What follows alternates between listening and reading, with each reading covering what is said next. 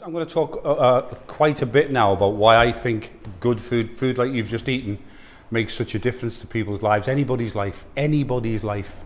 I'm going to be talking about children, older people, us all, everybody. But I think it's important sometimes.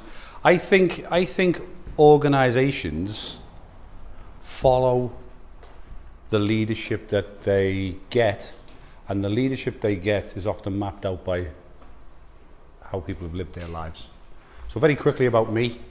There's plenty of people in the room who will know who Paddy Ashdown is. Yeah?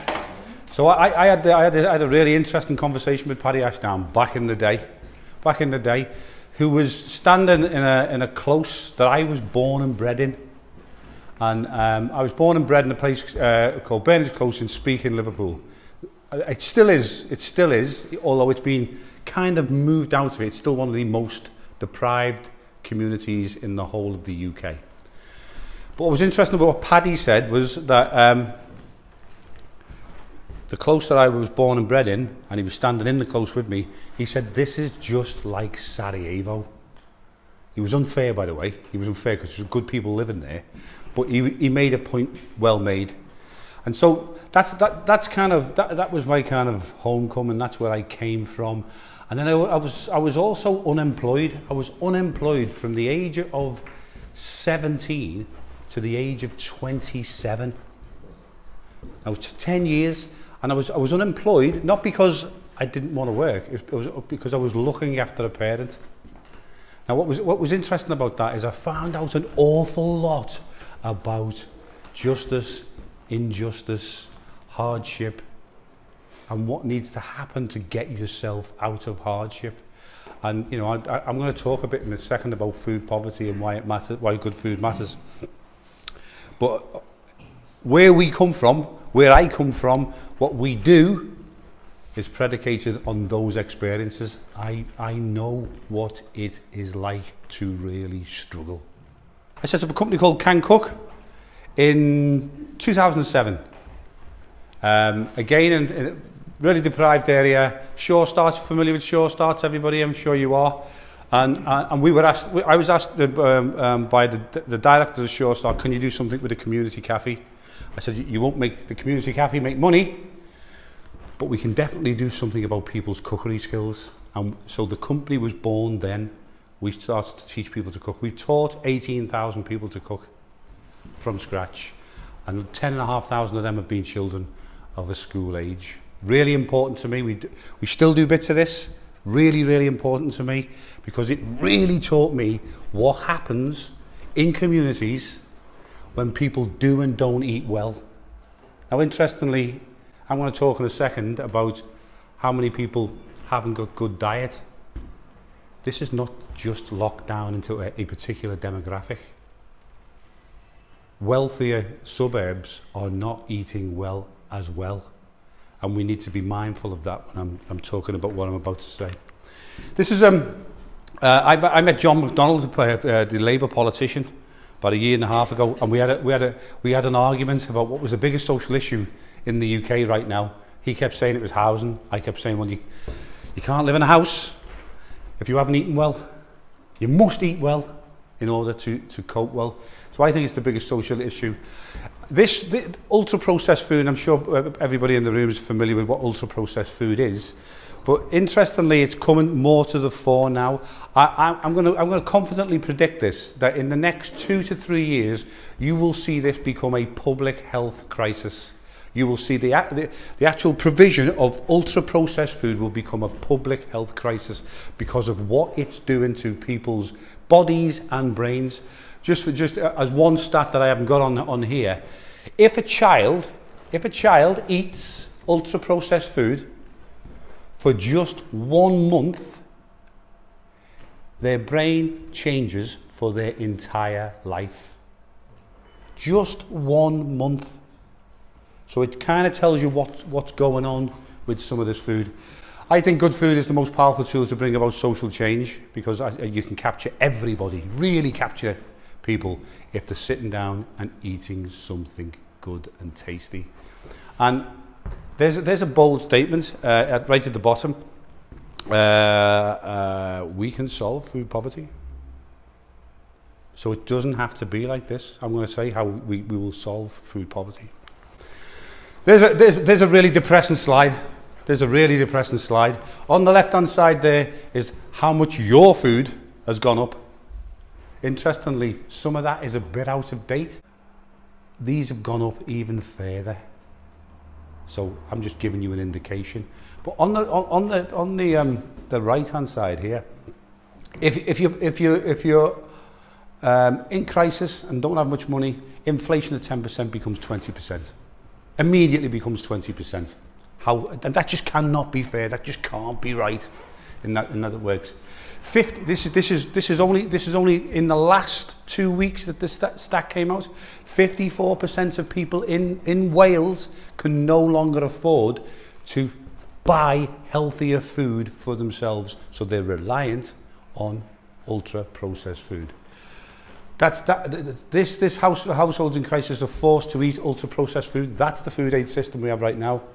And so we're actually saying the people that are most in crisis are going to be eating the food that will be a public health crisis in the next 2 years. We must do something about that. 8 out of 10 people who are hungry never, ever, ever use a food bank. So kind of think about that. 80% of everybody who's hungry never use a food bank. Obesity in children, just in the last 12 months, has gone up by 50%. That's all ultra-processed food. That's all poor eating habits. That's also hunger that plays its part.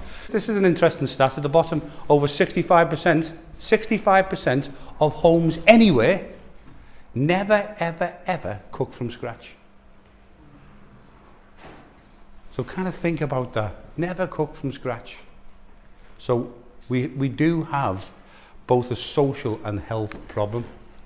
Nearly £200 a month just to have one meal for a family of 4. £200 a week just to have one meal. But down here, this is just the basic cost. It doesn't include all of these staple goods that go with it and so on. It's really expensive to live, particularly if you don't have an awful lot of money. So I always put kind of so just to pause a second. This way to kind of get lifted a bit, you know, so we can kind of catch up. This is how we work. This is the kind of mantra that we work to. If people eat well, they will cope well. If they don't eat well, they will not cope well. That's a fact. That's a fact. I have seen thousands of people in crisis. I have seen thousands of people really struggling with hunger. I get to see people really regularly who are really struggling with hunger. And the big thing that makes the difference, forget about benefits, forget about all those things because they're important. The most important thing for anybody in crisis, think about it folks, just before you went for lunch, what did you want to do? You wanted something to eat. But you knew you were going to get fed. Think about it. If you don't think you're going to get fed, think about if you're hungry and you've got a family who are also hungry and you know you cannot feed them. They've got to get access to a meal. That is the most important thing. So the moment you start to feed somebody and they eat well, the whole mindset changes. There's a bit more hope that goes on. There's a bit more opportunity that appears because you've got the energy, you've enjoyed yourself. Just like us, you've tasted the food, you're feeling like you've got something to offer again. And actually you just feel quite whole about it because it's what we all do all of the time. That's what we've got to do with food poverty. So this is what we do. How do you create a good food system? Focus on the eater. Today we focused on all of you. How do we make sure that you enjoy your lunch? And if you enjoy your lunch, you're more likely to listen to me. And then we're more likely to do something quite positive, which is why I'm standing here in the first place. All happens through food. All happens through food. Focus on the eater. Always create a service that you would want for yourselves. If it's not a service that you would choose for yourself, ask yourself, Why are you providing that service in the first place?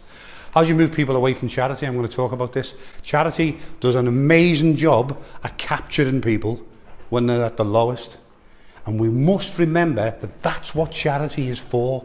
It's there to capture people and just to hold them for a bit. We mustn't use charity as part of the solution. We've got to find ways to move people away from charity so they can look after themselves, want to look after themselves, and can afford to look after themselves. This is a big, big deal. But it's a switch. It's a switch. Sometimes it's a difficult switch to make, because if people are working hard to help others, it's an important service to the community, and it's an important service all round. But we must remember that charity is only just to hold people quite lightly. Then people need and want to take the responsibility to look after themselves. Treat everyone as a consumer of their own well-being. Everybody has money sometimes. Even when you're skint, you have money sometimes. You've got to capture people though and ask them to spend money on the right things. And when people are really hard up, the right things, particularly when it comes to food, they have to taste good. They have to be cheaper than the really poor foods. So you've got to make sure that your food, it tastes much better than that and is cheaper than that in the first place. That's what we do. We subsidise our food to make sure that it's affordable to absolutely everybody. This is the food store. This is our response to food banking. And so how do you get people from free food to buying food to staying buying food? I'm going to show you now. Have a look at this. The food that we fed you today is the food that we give to absolutely everybody. We don't differentiate. We sell food to wealthier households, and we sell them. Everybody familiar with HelloFresh? We have a HelloFresh type service. It's better than HelloFresh, by the way. The most important thing about it is the food that's in the HelloFresh box is here too. Really important. We all eat the same. Never differentiate between the quality that you offer to people. This is what we do. 12-week support, door to door. So we do it door to door. It's all about protecting somebody's dignity. It's about making sure that we get to it and we keep it quite anonymous. 4 weeks free, and then 4 weeks for £10. So everybody has to pay £10. Find the money. Find the money. Oh, honestly, we stop the service. It's really, really important. People find the money because the food is very, very good. And then in the last 4 weeks, we charge them £15. They get £39 worth of food for the £15. The most important thing is that the food tastes fantastic and is easy to cook. And if people can't cook because issues with utilities, we provide ready meals. I've been doing this work now for 17, 18 years, and I've never found anybody who struggles who can't find a microwave. It's either in the house or you'll find one somewhere else, you know. And that's so ready meals do the job. Ready meals like this, and this is really important. This is really important. We make this is a chicken roast dinner. Our brand is easy because it's easy to cook, easy to eat, and we charge £2 for these. That's cheaper than farm foods. And if any of you are an M&S shopper or a Waitrose shopper, better than Waitrose, better than M&S. And I'm not just saying this, by the way, because we work really, really hard, James at the back and others, we work really, really hard to make sure that this food tastes fantastic. It looks like everybody else gets it. You get your nutritional balances on the front, and what it is all of a sudden, everybody feels like they are the same. So we sell, by the way, we sell these for £2 to everybody. If I was selling to this table here, it would be £2. It's not just about whether you've got money or not got money. It's about making sure that everybody eats well. So this is interestingly what we do. You can see all the recipe cards and so on, but what's most important about this is that we are subsidising the food to make sure that people can stay to purchase it for themselves. And then we move people onto these. So we have mobile shops. stocks all of these things. Just so, rural areas, we go into 12 rural areas, and so many rural areas have just got no access to shops. Just got no access at all. One of the successes of the mobile shops is single men of any age. Single men who have lost their wives most of the times, and then are of an age where the wives more or less cooked everything, and then they're just left, and they don't know what to do. But young men, interestingly, single parents, we're working with a couple of single parents right now with a couple of children, and young men who have just been eating really poor food all of the time. This starts to deal with this. But once you come out of the food store cycle of 12 weeks, we feed everybody into this, so you can purchase the food for this. And slow cooker bags there. The difference with our slow cooker bags, really important, is the chefs put the paste together, so it turns out perfect every single time, and they're £4 for 4 people. You cannot get good food cheaper anywhere else, but it has to taste fantastic first to get people interested. Really, really important. Once you start to get to something like this and offer these services, we are, and we're proving that we are, moving people away from the reliance of charity. People want to pay for their food if it's good and if they can afford it. That's the critical thing. In spaces like this, we want to create them into good food hubs. Places where everybody can come along and choose to buy the food for themselves.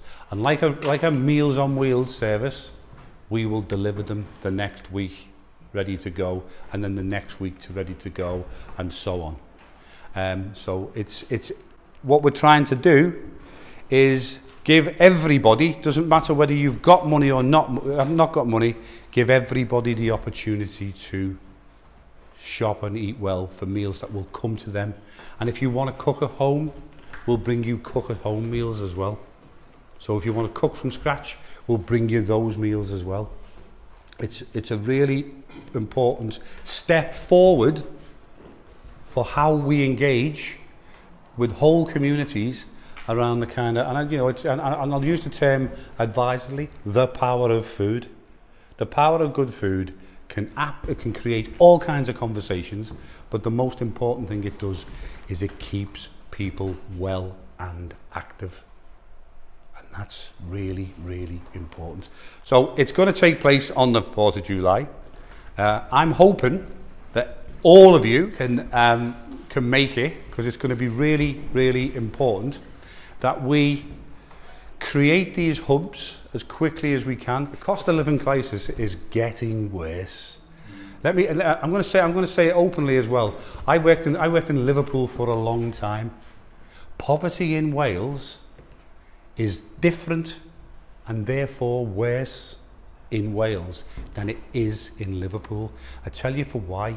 Wales is rural. The connectivity in cities is much easier to allow you to get support. Because it's rural, we must come up with rural solutions. This is really, really important. And what we're talking about today, what I'm talking about here, is a solution to connect rural communities together through food. I hope you all choose to come along.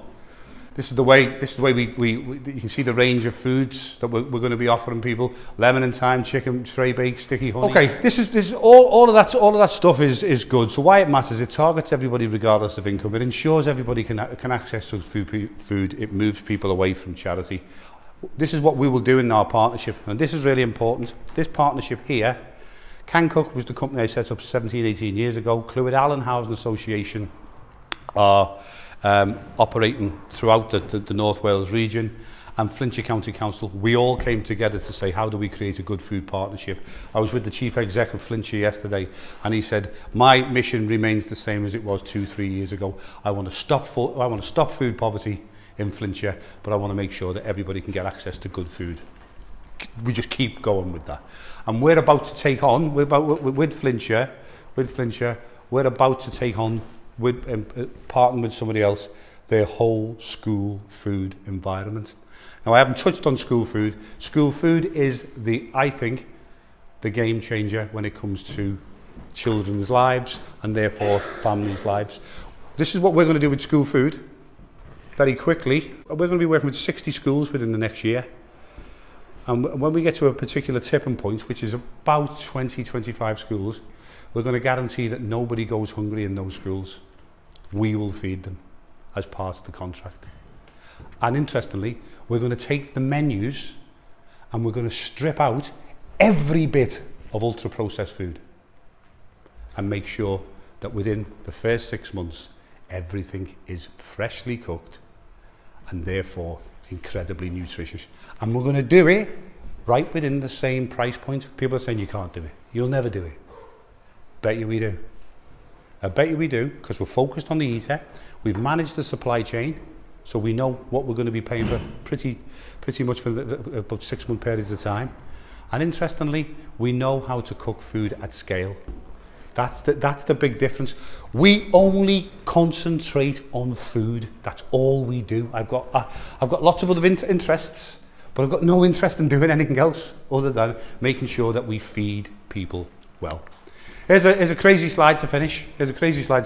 We're a circular economy model, and the reason I've got this infrared in it is because I can just draw your attention. This supply chain thing is really important. We want to work with farmers directly. I want to work with a farmer and say, we can buy all your veg off you for a year. Let's make that happen. We have a production kitchen. We're going to go from what is 20,000 meals a week that we can do now to 60,000 meals a week, and then 100,000 meals in 2 years. That's the scale of the market, to use a business term, but interestingly, that's the scale of the need, and we need to be aware of that. Here, Meals on Wheels, I've just talked about it. I'm going to leave this bit here and get to it. Mobile shops, I've spoken about. Schools, I've just spoken about, but interestingly, that arrow dictates that up here, we're talking about ending hunger. So when we work with schools, we're going to put cookery lessons in. We're going to give tasters to parents. We're going to sell to parents and teachers who want to buy meals. And the way we're going to do this is, everybody's familiar with Amazon lockers. They work. If something works, copy it. You know, that's the most important thing. But the most important thing about this is nobody's ever gone and created a meal locker. So these keep food chilled for 8 hours. So we sell boxes to this table. You all happen to work in the same place. It might be the same school. It might be the same workplace. There's a locker outside. You order your food. We show up. We put it in there. And then we send you a text to say your food is there. As you walk towards it, it clicks open. You collect your food. You close it. It lets us know that you've been and collected your food. Really simple transaction. But what's really important about it is we want to put it outside churches. We want to put one of these outside schools. We want to put one of these outside workplaces. And we want to affect the diet of absolutely everybody here and everybody you know. And the only way you can do that is to start competing with the mass market and come up with innovation like this, which says we know how to get close to the people that we want to feed in the first place. It's a really, really important step forward. We have that on everything we do, and they do. Good to meet you all. Thank you.